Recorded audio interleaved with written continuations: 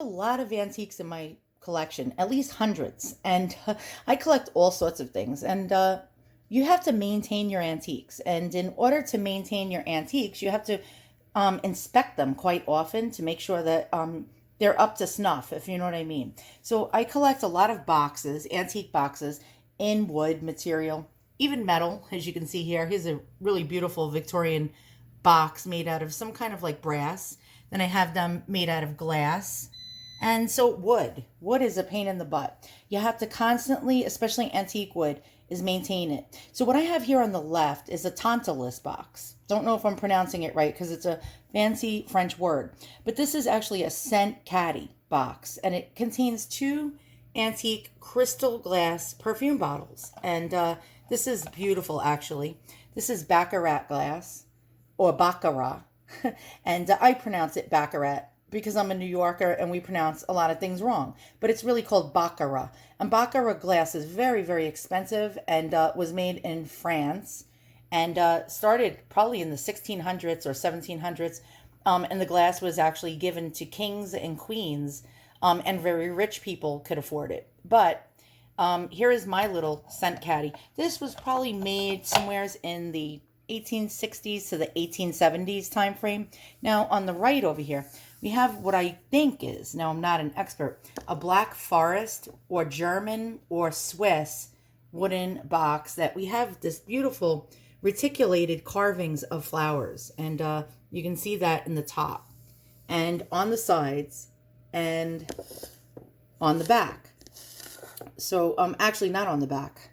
As you can tell, I'm not checking out my antiques as much as I should. Okay, so let's open it. I always like opening these boxes, and of course I have it locked. Why I'm thinking this is German is and not Swiss is because it has Edelweiss flowers on it, which are only grown in the highest mountaintops in a place in Germany. Don't know what place, but my guess is German.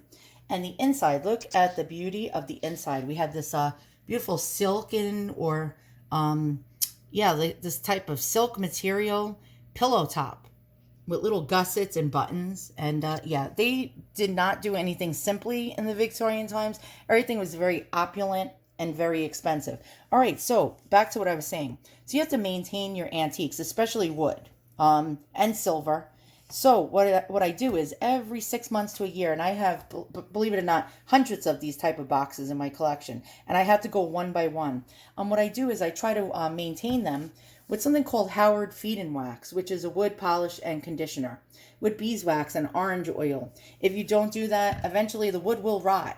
And so how I start is I get like one of these little paint brushes laying around the house, and I dust it off. I get in all the nooks and crannies. You have to get all the dust out of these reticulated areas and filth and dirt.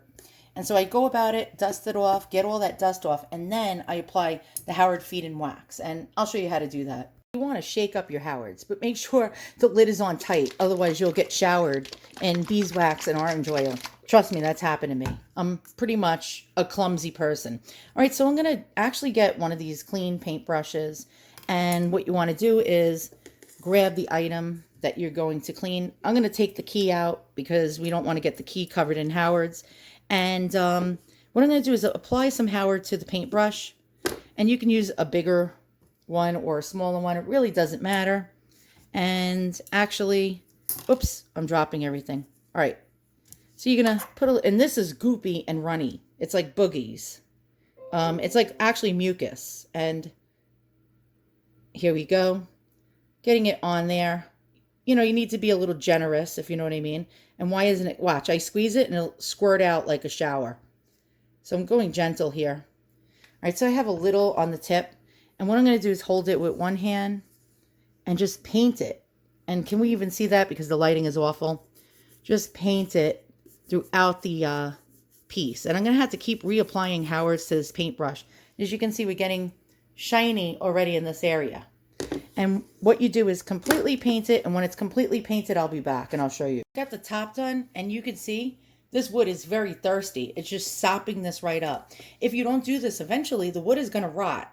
So you have to keep it conditioned with special conditioning agents. And so I'm just going to keep going over and painting it. And it's drinking it up like sand in a desert. Yeah, so I mean, go generous with it. Get in between. Now, why I'm using a paintbrush? A lot of you can just use rags, like old rags laying around the house. But why I'm using a paintbrush is because you see there's a lot of carvings in here, and I want to get into each groove and each spot. So as you can see now, it's starting to get really shiny, and I'm going to go through the whole entire piece and show you when I'm done. So I got my ring light out because you guys really couldn't see, but my wood is actually like an alcoholic. And Howard's is the alcohol, and it's pretty much being absorbed into both of the wooden objects. I got hundreds more to do, and I'm not too excited about this, but it's very easy to do, just a little time consuming. So as you can see, as I'm showing you with the ring light, because before it was so dark in here, it is actually drinking this stuff up. The wood is actually absorbing this as we speak, and you wait 20 minutes and then buff it off. It's just going to be a little hard to get into those nooks and crannies, if you know what I mean, but I can get that done. All right, I'll be back in 20 minutes, and I'll show you how to like buff this off and polish it to a shine.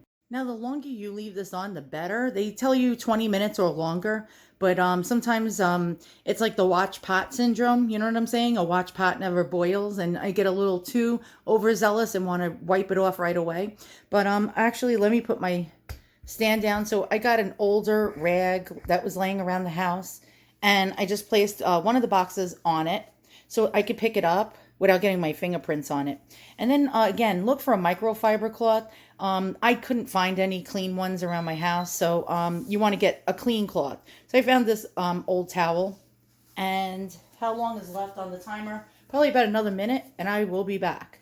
Timer has just rung, and so I put a glove on also, because once you do this, you don't want to get your fingerprints on it. So what you're going to do is you're just going to rub it to a buff. And as you can see, look at that shine. And it didn't have that shine before, I'll tell you that much. And so especially these reticulated areas are going to be harder to get into. And look at the shine on the edges. And how I'm going to get in here is just, you know, like ball it up into the corner. Hold on. You know, make it like more pointy, and then just get into each one of those little nooks and crannies as best I can. And I will get to the top part later, because I just want to show you. Look how shiny that got. Okay, it wasn't shiny like that before because I didn't dust it for about 6 months. So then just go on the front. Try to get into the Edelweiss, the little Edelweiss. How do they say it in German? Edelweiss. So there you go. You see that nice shine. Look at that. And again, I'm going to get into, it's pretty much actually absorbed into the wood already, which is crazy. If you don't do this, your wood will eventually warp. And when it warps, that's the end of it. Unless you're a like expert carpenter and can straighten it out, you're pretty much screwed. So this is why you want to do this. And maintain your antiques, especially your antique wood, that is. Otherwise, you're going to have warped wood that disintegrates. And so far, you can see, look at this amazing shine. Look at that. Just by doing this. And now I'm going to get into the top. What I can do is I can even get a Q-tip to get into these little nooks and crannies. But you really want to wipe this stuff off. If you don't, it'll harden like a hard wax, and then you'll even destroy your antique even further. So that's something you definitely don't want to do. So I'm really trying my best to get in and out of each of these little carvings and grooves.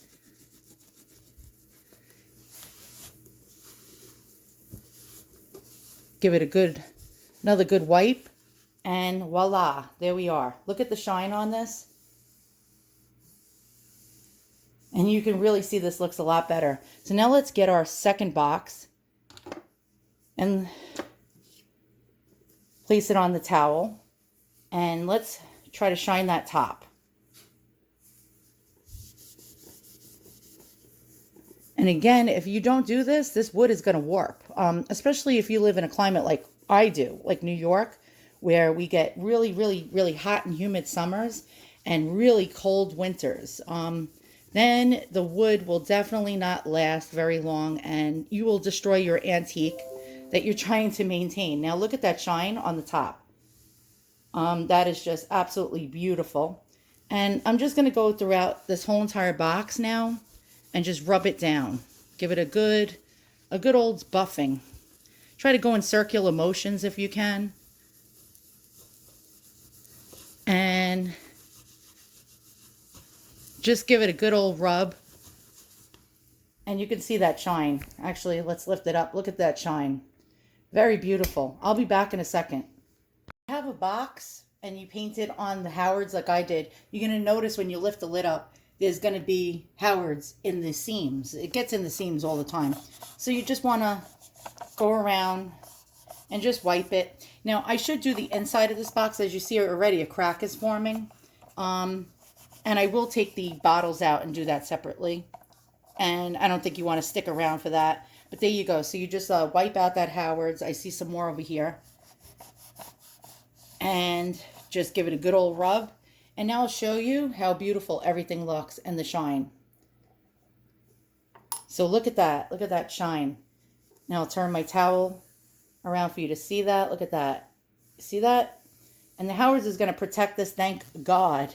Let's get our Edelweiss box and put that key back in.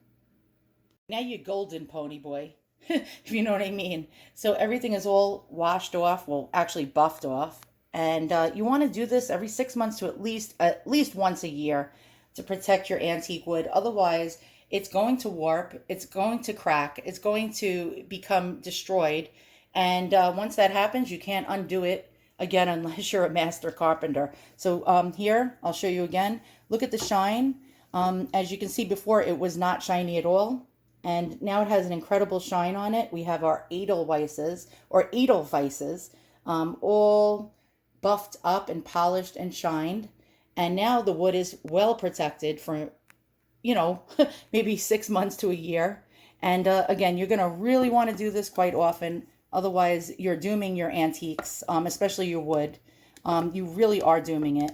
And again, here's our, I think this is tiger maple.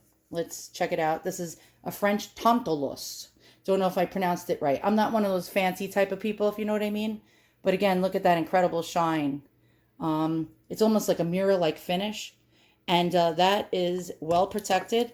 Again, if you're going to do this to a box, always open up your box and make sure that the Howards didn't seep in through the seams. Wipe it off if it did. And again, you're golden pony boy, right? What was the movie that they said you're golden pony boy? It was, what was it, The Outsiders or something? I haven't watched that movie in a long time. So here we go. The Howards did it again. So long, farewell, arrivederci to you. And how do you say goodbye in German for our Edelweiss box? Have no clue. Are we sin? No, I don't know. I'm definitely not good with languages. But arrivederci, sayonara, goodbye, and please go ahead and get this Howards for your antiques. You'll thank me for it.